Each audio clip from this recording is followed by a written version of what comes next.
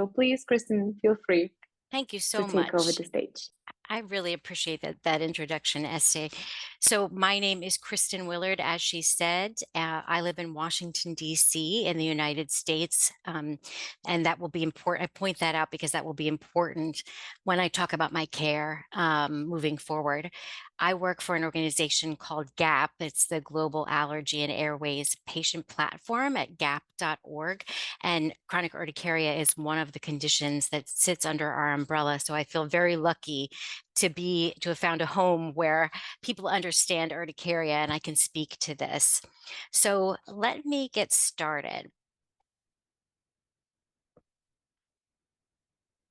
So this is a picture of me, and I know you can see me too on screen, but this is what I look like most days. I'm not sitting in front of a fake background of a library. However, this is what you can expect for most days for me. But I want to show you the next picture that this is also me.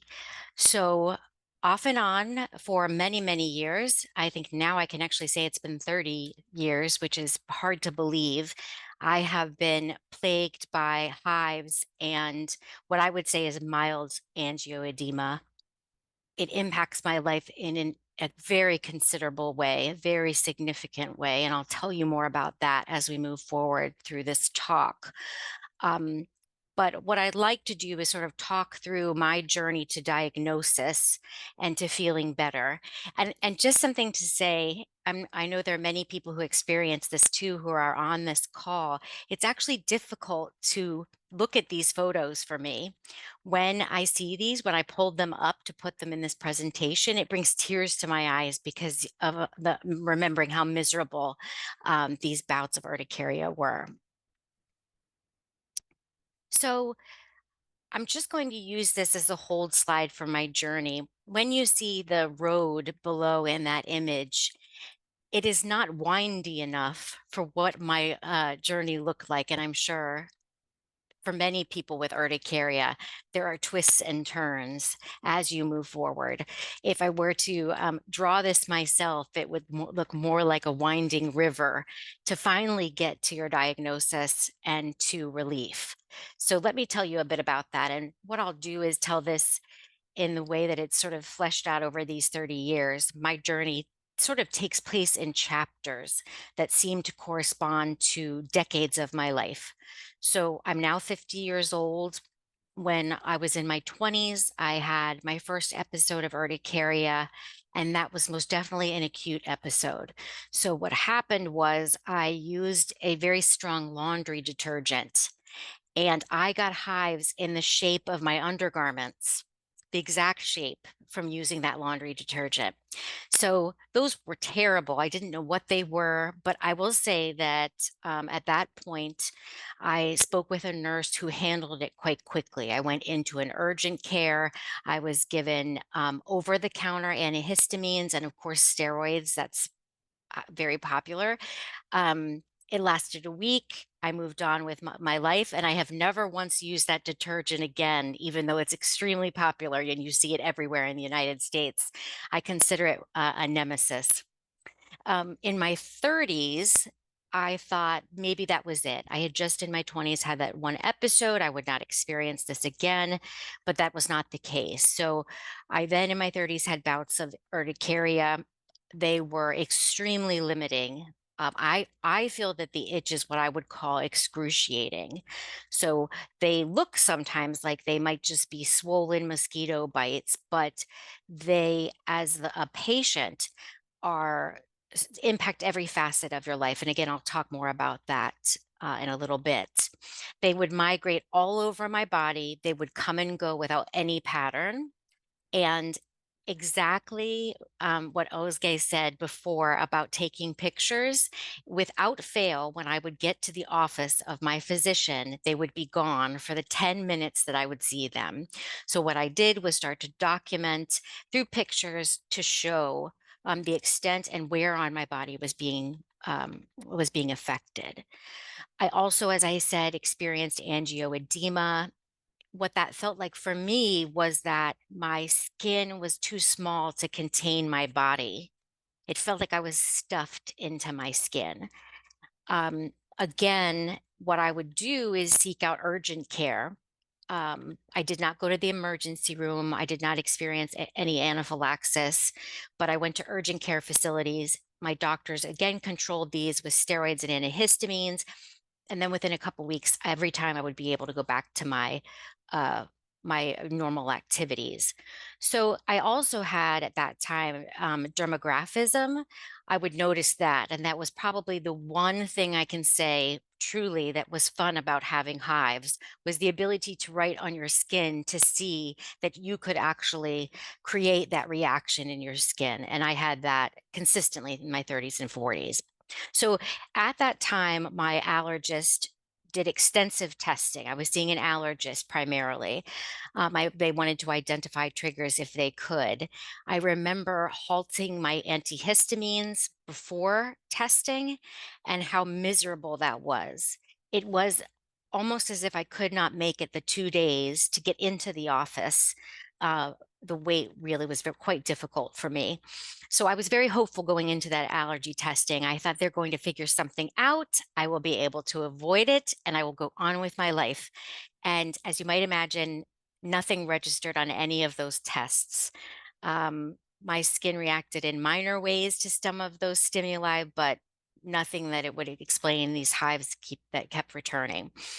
I also noticed that it did not correspond to stressful episodes in my life. It did not correspond to cold or heat or medications I was taking. So we were still sort of at a loss. So now we enter my 40s. And I think the picture in my 40s, the last decade, has been most complex. So you were talking earlier, I think it was Carolina, about immune diseases. And at that point in my 40s, I was diagnosed with Graves' disease. So I did not experience the weight gain from steroids or antihistamines, I think because it was counteracted by the fact that entire my entire body was sped up so much because of the Graves' disease. So I would wake up with a resting heart rate of 120 beats per minute. It was very extreme for me. Um, I did not experience the depression then, but anxiety was very, very high for me at that time, as you might imagine. It was so severe, I'm speaking about the Graves' disease, that they removed my thyroid. I have no thyroid anymore. And eventually, over a couple months, I then got back to a normal place with respect to my thyroid hormone. So those things, I sort of thought, well, that will change the landscape for me. As you said, Carolina, 60% of people may resolve then. And unfortunately, I think I am, and I'm one of the 40%. So now in my 40s, my hives become chronic. So they are giving me everything under the sun, 4 times antihistamine dosage. I did have steroids as well. And I really tried to communicate the impact of these successfully, because it's very hard to impress upon people who might have not experienced it how difficult it is. But the chronic hives for me felt as if, this is very graphic, but it felt as if I had shaved the skin from my body and then put a wool sweater on. And again, it almost brings tears to my eyes. And it got to the point where I had started to research disability support options because I was afraid I would not be able to work. So my latest allergist decided that it was time for a biologic. So after 6 months of injections, my hives were finally under control. And that is an indescribable relief. I cannot tell you. It's sort of a freedom from being caged by this for so very long. And a condition that really caused me relentless anxiety. So I'm currently hive free for now, but as I know, I just, it probably lies in my future. We'll just see when it comes back. But for now, I enjoy a life free of hives, other than those that come and go that probably many people experience.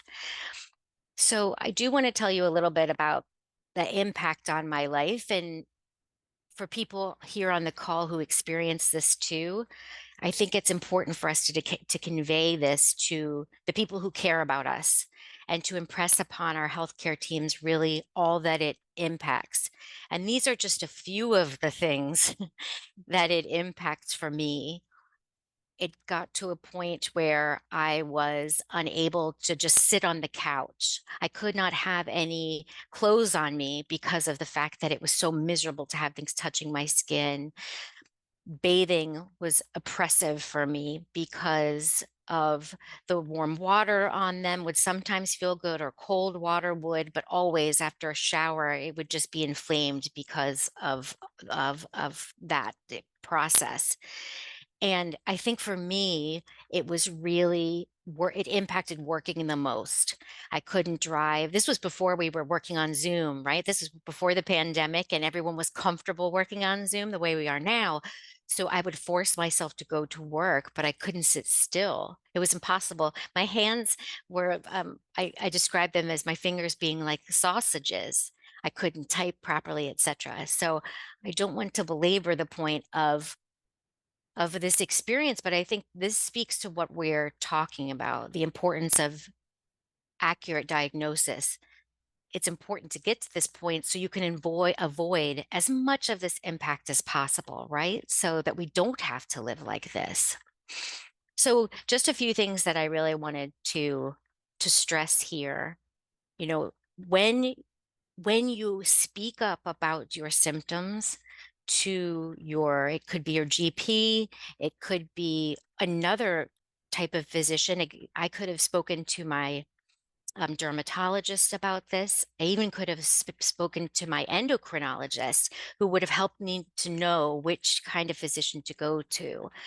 But speaking up is important. This is not something that you need to put up with. It's something that you can get help for, and that we have, as you said, guidelines for treatment. There are things that can help you. So when you can get a clear and accurate diagnosis, that puts you on a faster road to a treatment plan, which of course is wonderful because treatment awaits you at that point. But I think it's also, for me, it was an appreciation of what I knew I was facing then. Once I had a diagnosis, it had a name. I could then research it. I could talk to other people online, as many of people do, who also had chronic urticaria. It's also less time spent on ineffective treatments, which we all can go back and say that we may have been on a sedating antihistamine that did absolutely no good for us in the long run, but that kept us sleepy at work when we were trying to get through the day and that type of thing. What a waste of time that was. If I could have seen the right person right away to get me to the outcome that I needed. And that speaks to the third bullet, just getting closer to potential relief. I think one of the things that's important when you are a patient with any chronic condition is having hope. And for me, a diagnosis gave me hope. The next bullet is less financial burden. I know that this differs depending on where you are in the world. In the United States, you can often bear a considerable financial burden for your medications, even with insurance.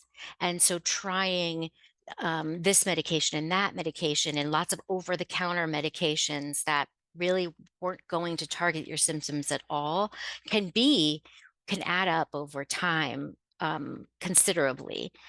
And when you're already anxious about every other facet of your life, you really do not need to be worrying about that as well. This next one I sort of alluded to before, but being armed with knowledge and education, it's not just me, but it was my entire family and all my friends who could then learn about what I was experiencing, what the treatment might look like. And it really helped us, I think, to then adapt to the condition better. It's a daunting diagnosis to get. It's one thing to know you have chronic urticaria. It's another thing entirely to know you have chronic urticaria that no one can explain, right? We do not know what causes this, and it's probably going to come back. But at least I know that. At least I know that. And that is very empowering from my perspective as a patient. And the last one, and this is probably the most important for me, is the improvement in my quality of life when I got the proper diagnosis and then could try treatments that, of course, were evidence-based and guideline-based. The improvement on my quality of life was, so significant that it's hard to quantify. And so what I did was actually posted these pictures. The difference between the person that you saw in that third slide, who was so swollen and covered in hives that sometimes it was difficult to see out of one or more of my eyes. This is what life looks like when you get the most accurate diagnosis and find a solution that helps you. And I understand that that's not the case for everyone, even with their diagnosis. But again, I just want to offer hope that you too you can get to a point where you don't think about these every minute of your life, because I know that that is what your experience is like. And just as an aside, that's my dog Vinny in the corner, who brings me great joy. But that's another thing that I did not mention that was affected. And I know this is the way for people with children too, but caring for other people becomes very limited. You can hardly care for yourself in that moment when you have an episode of hives. So caring for other people and pets also was very strained. And having the freedom now to show up for all of these people, and in some cases pets, in your life is empowering and just wonderful. So thank you very much for allowing me to tell my story today. Thank you for trusting us with your story, and thank you for sharing your whole road to the diagnosis. I do believe it's not always easy to go down the memory lane and to relive those symptoms and the same frustration all over again.